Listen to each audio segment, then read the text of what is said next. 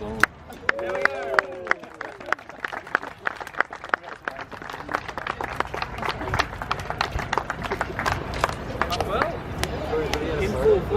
it is the world's largest town. It is, very good. Thank you, Mark. It's now my great pleasure to introduce somebody, as they say, who needs no introduction, but I'm going to do it anyhow. That's the Lord Mayor Graham Quirk. And Graham, I guess it's a bit unusual to be receiving a petition out here in the park. You usually get them in the council chamber, and it's a very formal happening. But it no less well-meant and well-deserving than the one that Graham has received this morning. Just before I ask Graham to speak, though, I'd like to say thank you on behalf of everybody here, really, the leading lights of the tennis community in Brisbane, because Graham has been so supportive of the project, of acknowledging and celebrating the contribution that tennis has made to our city and to our state. It's one of those rare games that people can play even if they're not terribly good at it, dare I say, Hugh Lunn. That's me, not him. He's worried for a moment. I was casting aspersions. But one of those things, as Daphne knows, that you started playing on an ant-bed court and against a wall or against a garage door or whatever. But it's been great for the health of the city, and great now that this year we have been able to celebrate it, and I'm going to ask Graham, please, to speak.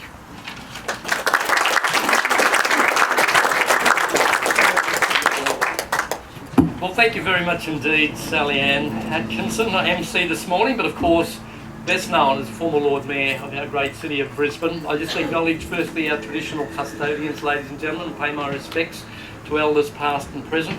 Councillor Peter Maddock, who is not only the councillor here locally, but also the Chairman of Public and Active Transport in Brisbane, Lady Mayoress Ann. Also to Mark Bloomfield, State President of Tennis Queensland. It's good to see Ken Laffey here, also as a former holder of that role, and also holds directorships within Queensland Tennis today. To the various dignitaries we have here, of course, our most important dignitary of all, Wendy Turnbull and your family. Lovely to see you here in Australia, Wendy, and you are always welcome back in Brisbane. To Madonna Schatz, and also to Daphne Fancutt, Daphne Toyne, to Faye Muller, to Madonna and Lexi as well, to Bernard. I think Bernard's still caught up over there, and also to everybody that's gathered here this morning to celebrate. Well, we're in Frew Park, and I just want to say we had the Roy Emerson Tennis Centre, the 6 world level courts, together with the 2-storey administration building, to service tennis for a long time to come. We then had, of course, the resurrection of the Stefan tennis racket out the front. Stefan, soon after Milton closed down, got a hold of the racket, and it stored it in the yard where he had the Sky Needle from Expo 88, and it was just sitting there lying about. And I don't know, Peter Racy seemed to track this thing down, as he tracks all things down. Anyhow, we managed out of that to get Stefan to resurrect it, to restore it, and whilst because of modern day health and safety regulations we couldn't stick it up in the air like it was previously, we have been able to restore it as part of the frontage, and so that's another great part of heritage preserved for this Milton Tennis Centre. I do want to thank Peter, as Sally Ann did, for his continuous work. It is true that women's sport generally has never received the recognition that it ought. I remember just a couple of years ago, probably a bit longer than that now, probably 3 or 4 years ago in fact, giving the Firebirds the keys to the city. They had won every single game in the tournament that year, no losses. And I was really disappointed, I have to say, with the crowd that turned out to see them receive that honour.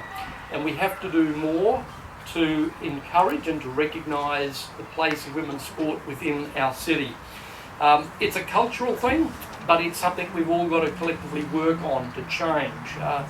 Sam and I had the pleasure of seeing the Firebirds in the final out there at, where was it actually? It was at the Convention Centre. And no better game could you have seen, so they just deserve everything that they are afforded.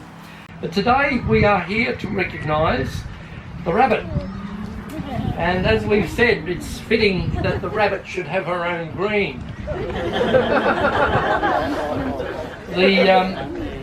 The rabbit was, of course, so known because of her speed around the court, and I just want to today cast some of the memories of what was a great career in tennis for Wendy Turnbull. She was, of course, a sporting heroine and a Queensland Sport Hall of Fame inductee.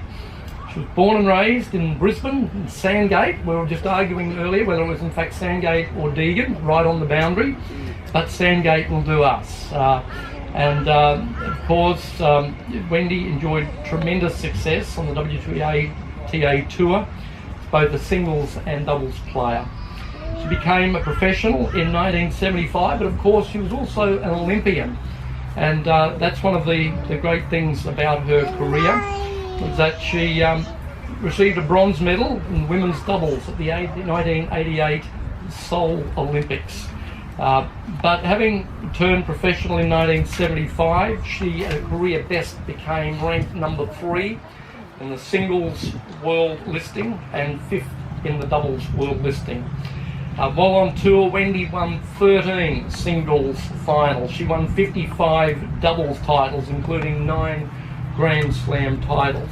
Some of those achievements included the 1977 US singles runner-up, the 1979 French Open singles runner-up, the 1980 Australian Open singles runner-up. She won the women's doubles of Wimbledon in 1978, the French Open in 79, the US Open in 79, the US Open in 1982, as well as winning the mixed doubles in the 1979 French Open, the 1980 US Open, the 1982 French Open, the 1983 Wimbledon, and the 1984 Wimbledon title as well. So just an amazing record.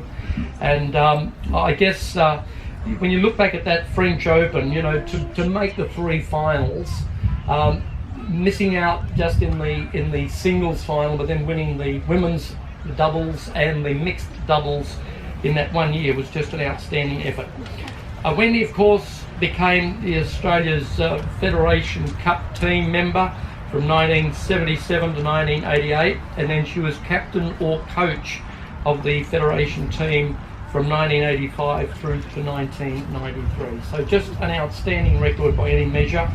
And we actually undertook the task of naming the Wendy Turnbull Green a little while back, but we did that in June of last year because we wanted to, of course, recognise it then, open it to the public. But today, this has been a long time in the making, Wendy, getting you here at a time when I was also available when we could actually unveil this plaque. So I think now is probably the right time where we should wander over and unveil the Wendy Turnbull Green.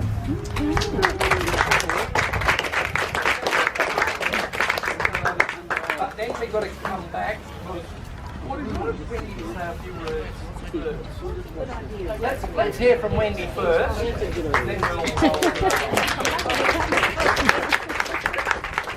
we'll come back inside